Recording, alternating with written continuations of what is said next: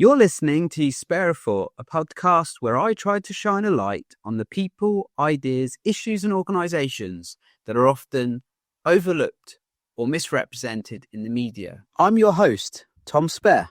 In today's episode, I'm joined by Paul Hargreaves, CEO of Cotswold Fayre, a UK-based wholesaler.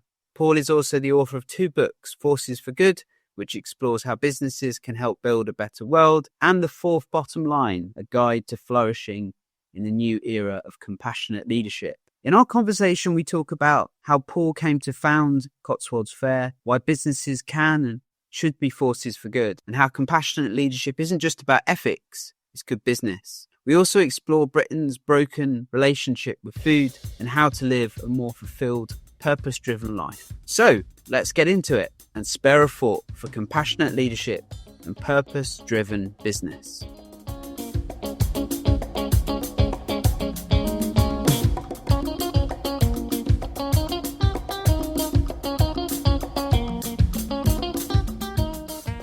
I'm Paul Hargreaves. I'm CEO of Cotswold Fayre, which is a wholesaler, and Flourish, which is a retailer. And I also talk to businesses about being a force for good.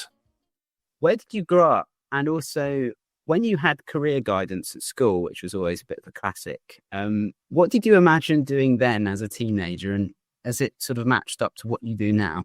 So grew up in Manchester. And it was a very science-orientated school. To be honest, I think I did completely the wrong subjects at A-level.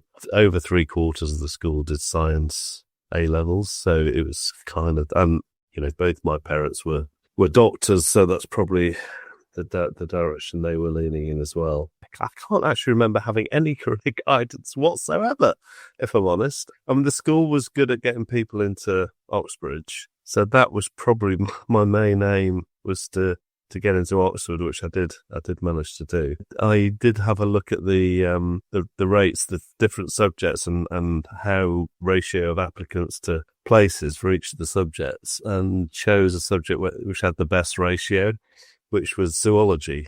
So, so I did a zoology at Oxford. Very early, I'm quite old, as you can tell. So, very early days of computers. There was a career place in Oxford University, so I thought I ought to rock up there in my 3rd year. And there was a computer, very primitive computer system, and you had to answer a load of questions, and then it spat out what it thought you should do with your life. So I did. The 2 things it came out with was one was Minister of Religion, and the other was antique dealer. I still haven't got the connection between those two things, but I know there's a lot of old people in churches, but yeah. I suppose they're antiques as well. So, well, yeah, I guess, yeah. Parents were both doctors, and they did enough to put me off in the health service. I think they were both pretty disillusioned with it at the time, so certainly no direction from them on being doctors. I wanted to do charity stuff, actually, is what I really wanted to do. I think it's probably taken more than half my life, a lot more than half my life, to work out what I should actually be doing with my life. Probably spent the first 40 years of my life kind of working out what my purpose was on the planet. Well, there was a glimpse of it right at the beginning of starting the business. So I did actually end up, I went into sales after, I drove a lorry actually initially, which was strange. People thought it was odd after I got an Oxford degree. Then went into sales for 3 years, did pretty well at that. There were always some people I wanted to work with in the inner city in London, which is where I moved to. And so I did spend 12 years, I think, working in really difficult situations with drug addicts and homeless people, prisoners. I've probably been to prison more times than you've had hot dinners, actually. But lots of interesting people down there. Money ran out, and I then, long story short, I then started a business with another guy who also came from the charitable sector. He'd been working in Africa. And right at the beginning of the business, which is still an important, even though I kind of fell away from this for a while, we wanted to do good through the business. So we employed the unemployable to start with. We employed an ex-drug addict, ex-alcoholic, and a prisoner, just come out of Reading prison. And that is part of our DNA, and we've done stuff like that all the way through the history of the business, really. So I think I got a glimpse of, business can be a positive way of impacting the world.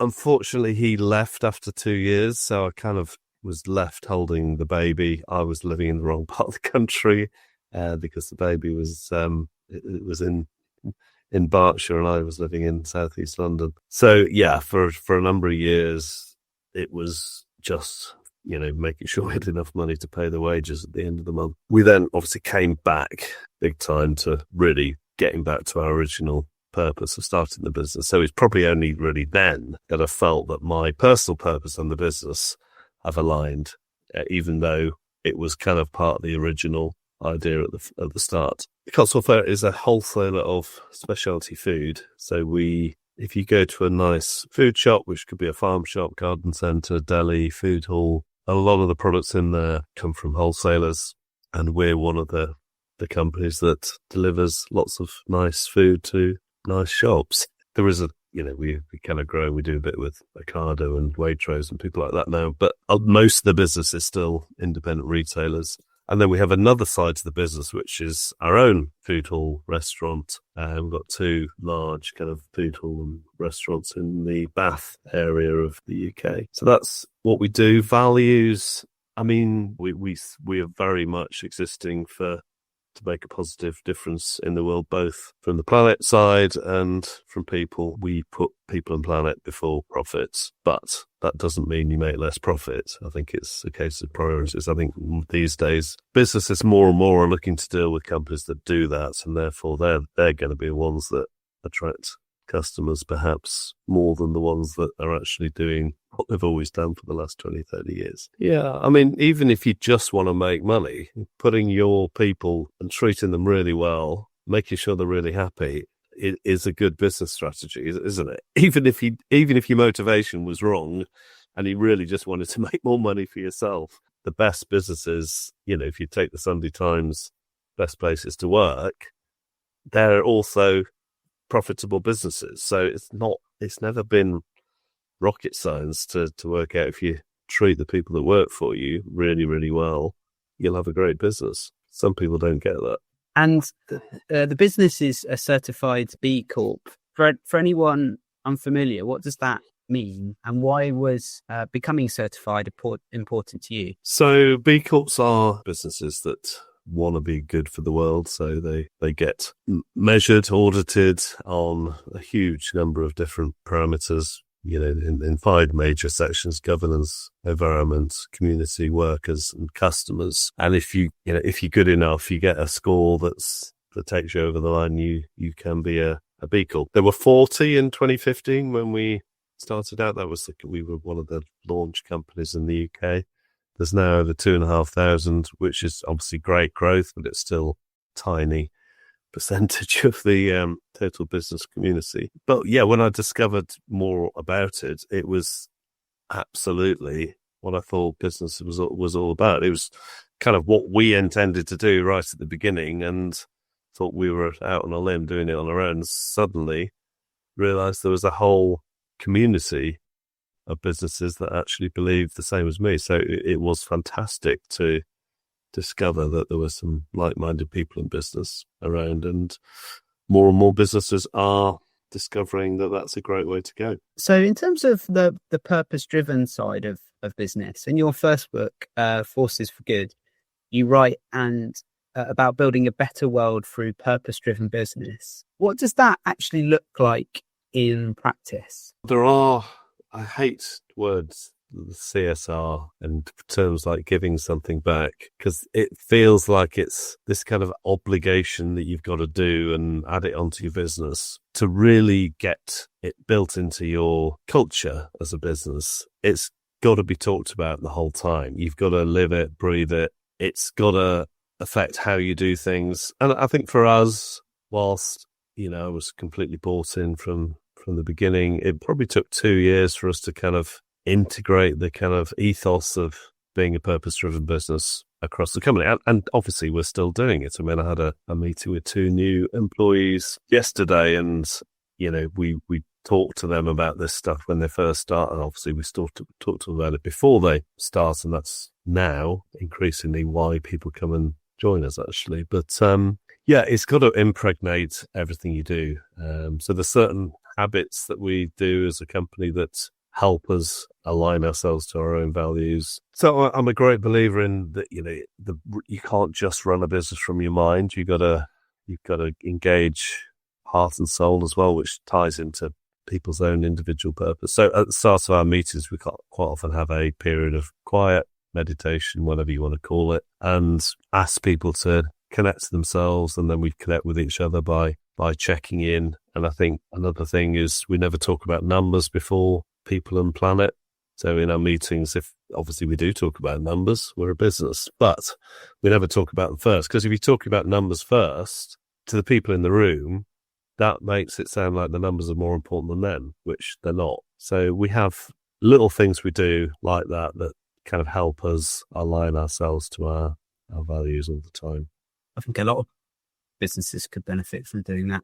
Yeah. I mean, doing a bit of meditation with your colleagues is a bit weird to start with. And there were definitely initially people who were uncomfortable with it. But now they've seen the benefits of it. And actually you have better, shorter meetings if people have just taken that time out at the beginning. Yeah. So people have seen how helpful it is now. So I don't need to persuade them as much as I used to. Does doing purpose-driven business make businesses stronger financially too? I would say so, yes. I mean, obviously, some of the purpose-driven side costs money to do, some doesn't cost money. But either way, I think that certainly, more so probably in the last 5 years, I think businesses, and probably since COVID, I think people thought more during COVID about what they were doing. If they were a business leader, how we are doing business. And it was very clear during COVID that some ways of operating actually didn't work.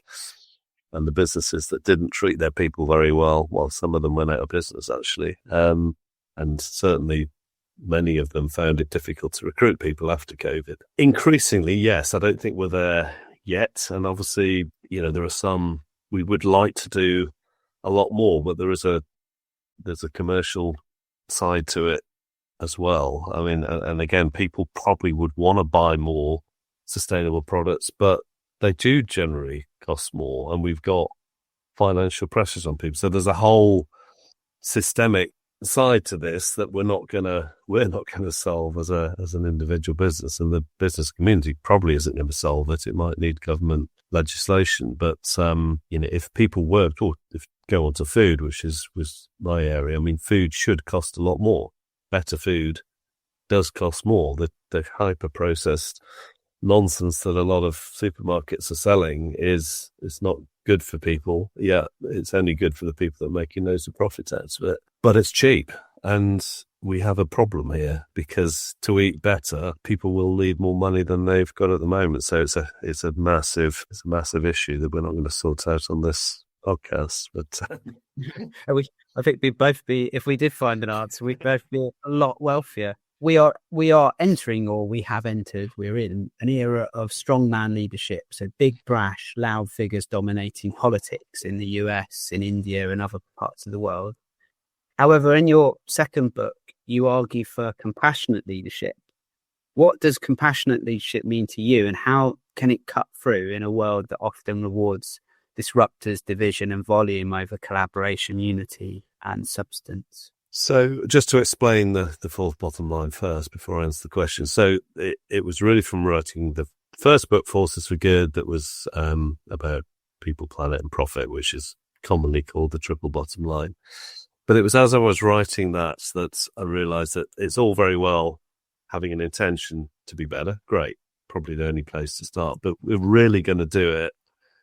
It does actually involve us changing as people, as leaders. And I don't think we can do it unless we are becoming more compassionate and more loving, because we'll run out of energy. If it's just a checklist of stuff to do, there's no joy in that, and there's probably no energy in it after a while. So I think it does involve us changing as leaders. And I wrote that book actually in the first lockdown of COVID, and I probably had it in my head before that, but it was triggered really by the really bad leadership at the start of COVID in certain areas and the really good areas in other places. What does it cut through? I mean, you say we're entering an era of strong, we are, but I think there's also probably more revulsion about that kind of leadership than ever before, isn't there? I mean, companies that were run like that, people just wouldn't go and work there. I think there is more compassionate leadership, actually, in business, definitely. I think a lot of people learnt through COVID and realised that actually they needed to be better. Simply put, people are going to vote with their feet. So people, as I touched on earlier, people come and work for us because of our culture. Yes, they probably also like good food as well, which helps. But the primary reason people work for us is because they want to work for a place where the leaders are compassionate, they get treated with respect, they have the ability to make their own decisions, and they're working for a company that's making a positive difference in the world. So I do think that where there isn't compassionate leadership, people will vote with their feet and go elsewhere, certainly in the commercial world. And do you think compassion is something you can teach in leadership, or is it something that's innate in those leaders? That is a really good question. I mean, I don't think naturally I'm particularly compassionate, but I mean, I grew up in a pretty dysfunctional, emotionally dysfunctional family. So I don't think I'm naturally compassionate. So definitely for me, it's something I've had to grow into. And I think that has come from meditative practices and stuff like that. So I think you can set an intention to be compassionate, but to truly be compassionate and loving is probably a lifetime's journey. I think it can probably be caught from other people. I mean, I've been lucky to know a number of wonderful leaders in my lives who have been massively inspiring, and I've wanted to be like them. So I think it can probably be caught, but I'm not sure it can be taught. It seems to me a sort of a move away from cooperation to, countries and businesses and everyone looking after themselves, which is ultimately quite selfish, not being able to help other people. So it did make me think about, what the importance of compassion in leadership, because it's not something that, when you have a strong leader, compassion isn't often up there in terms of terminology of words, Yeah, well, yeah, you're right. It's just possible to be a strong leader and compassionate. I mean, I don't know how good I am at that, but I mean, I had to have two really difficult conversations yesterday, actually, in the office, but I think I did them in a compassionate way. But yes, you're right. It is sometimes the classic kind of picture of an entrepreneur probably isn't a compassionate individual. They're quite cutthroat and determined to get what they want. But I think there is a way of getting the balance. And I think we do it from having leadership teams that are very balanced in terms of gender. So I think I've always done that. So I think we're pretty much, in fact, one leadership team of there's more women than men. Yeah, I mean the balance. I've always been I've always preferred being line managed by women, because I think there is something more holistic in leadership styles of women. And on Tuesday, I interviewed Professor Lauren McAllister, who's the vice president of UEFA, and she's always talked about what she brings to a meeting room full of men, and it's a different perspective. But she also knows equally the same amount about football, if not more, than a lot of the rest of them in that room. And I think that's sort of a really valid point. There is, it's a fresh perspective, it's a different way of thinking, and diversity of thought is really key. The world is built around extroverts, and often, introverted or quieter leadership often sort of gets a bit overlooked. And I often think about the contrast, for example, between Boris Johnson during the lockdowns and Mark Drakeford in Wales. Two diametrically opposed people and leadership styles, but very different approaches to how it's. Yes, and Mark Drayford, in my view, did a much better job than Boris Johnson. So did Jacinda Ardern in New Zealand, which is where I've just been. I actually stayed in her grandparents' house one night when I was there, but she was a great example of a strong leader during COVID and made loads of great decisions. And also called it quits when she felt like she wasn't giving her best anymore. Yeah, which is very courageous. Nesta's research suggests that nearly 2/3 of UK adults are now obese. And when you look at the typical British diet, the British diet is heavy processed carbs, light on fresh produce, fibre and pulses. Do you think Britain has a food problem? Yes. Sure, your word answer. Yeah, and actually not just a British problem. There was some data that came out a couple of days ago this week that by 2040, I can't remember the thing, but I think by 2040, 2/3 of the world's population is going to be obese, which is astonishing, isn't it? So yeah, has a massive problem. Unfortunately, government policy, not just in the UK, but elsewhere, is heavily influenced by the large multinational companies that are making this crap food. And they're spending millions, billions of pounds probably lobbying the government to make sure they don't legislate against this. But they need to. I mean, it's a huge area to get into, but we've got to change something here. Because, again, it comes back to the ridiculous short-term nature of politics, doesn't it? Because if they did bring in some much better legislation on this stuff, then it wouldn't cost anything, because the health service would massively benefit, but probably not in 5 years. It's going to be further down the track. So they're all scared to do it because it'll benefit another government, not theirs. So highly frustrating. You probably get that.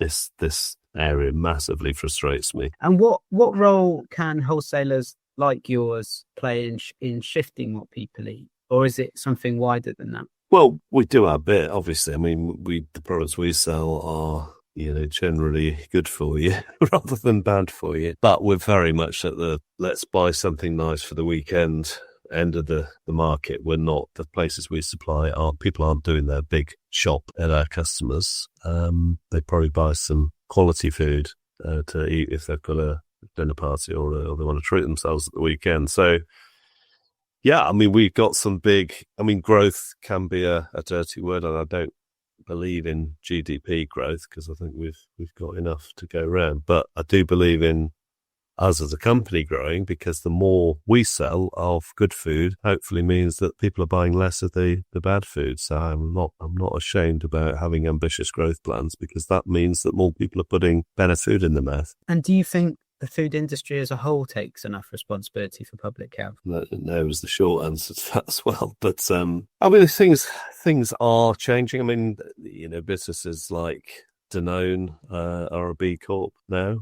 I think all subsidiaries are now certified as a B Corp. So things are starting to change, but we've got such a long way to go, and we need to give voices like Dimbleby a much louder platform. Having said that, I am a bit more encouraged. I mean, I've met a couple of the new intake of MPs, and they're much more wanting to change stuff like this than the previous batch. And most MP currently, I think over 50% of MPs are actually new MPs currently. So they're wanting that. This is UK government, by the way. I'm not sure about Wales, but there is potential for change, I think. But we've got a long way to go. Also, the new intake of MPs are generally younger too, so they have probably a closer connection to the realities of what are happening in Europe than the folks that have been in the business for 40 years. Yeah, and some of them will have young kids too, so it's obviously important for them. From your experience in running business and the books that you've written, is there one piece of advice you'd give to someone who wants to build, or and a sort of maybe a mantra or something that you want to give someone who wants to build a career that feels meaningful? Yeah, there's something called, I don't know if you've heard of it. Have you heard of Ikigai? So it's a Japanese philosophy, and it's from the island of Okinawa, which apparently more people live to be over 100 in Okinawa than anywhere else in the world, which is possibly something to do with this. So they would say for maximum fulfillment in your life, work, etc., you need to be doing 4 things. You need to be doing something you're good at, doing something you love, getting paid for it, and doing something the world needs. And if you can find out what your ikigai is, then you'll be happy, fulfilled, and probably live a long life. Well, Forces for Good is it's published in Japanese. Oh, there we go. Yeah. Cool. So, which is quite ironic because I actually wrote about ikigai in that book, which is Japanese philosophy, and it's been exported back to Japan. If someone could change one small thing that they could, like we could all do tomorrow in our personal lives or in our work to live a bit more purposefully, is there any little changes you would recommend? The big thing here is we can all do something tomorrow. I think too many of us probably procrastinate and put stuff off that we could do tomorrow and end up not doing it all or doing it late. I would say take time out. Most of us are very much, certainly in leadership, very doing orientated leaders. I think we need more being leaders. So a good leader is rather than does. So take time out, go for a walk in the countryside. It's a beautiful day today. I'll probably do that later. And just turn your mind off if you can. I mean, there's, you can do that various different ways. I do it at the gym or walking or meditation, but get out of your mind and try and listen to your heart and soul would be my advice. Very cool. There's, again, if talking to leaders who may be listening, there are some great examples of leaders that we can all learn from. And one of the best is Nelson Mandela. So he was an absolute hero of mine. There's loads of good books on business leadership. Most of them aren't that, actually. Most of them aren't that good.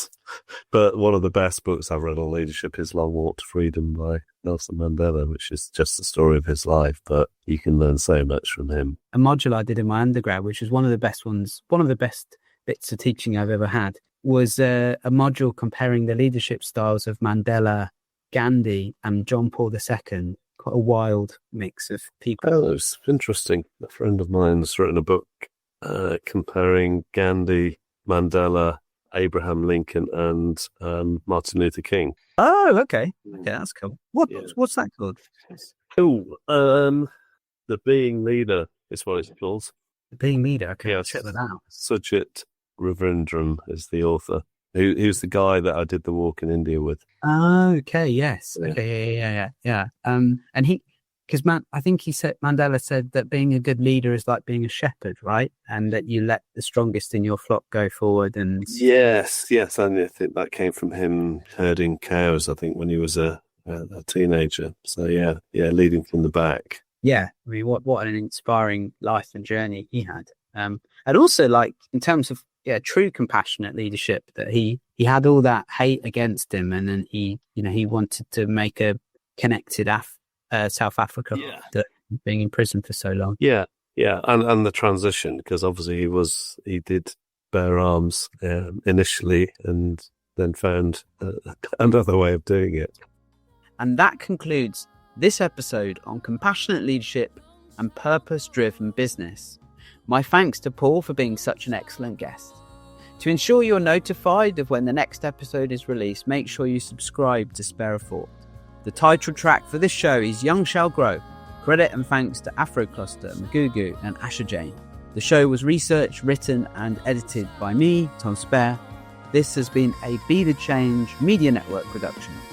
Thanks for listening. Whether you like them or not, young shall grow. Better fill them with love. Then them go know. In this life you don't give up. Even when you know, if you fall, get back up. Young shall grow. Whether you like them or not, young shall grow. Better fill them with love. Then them go know. In this life you don't give up. Even when you know.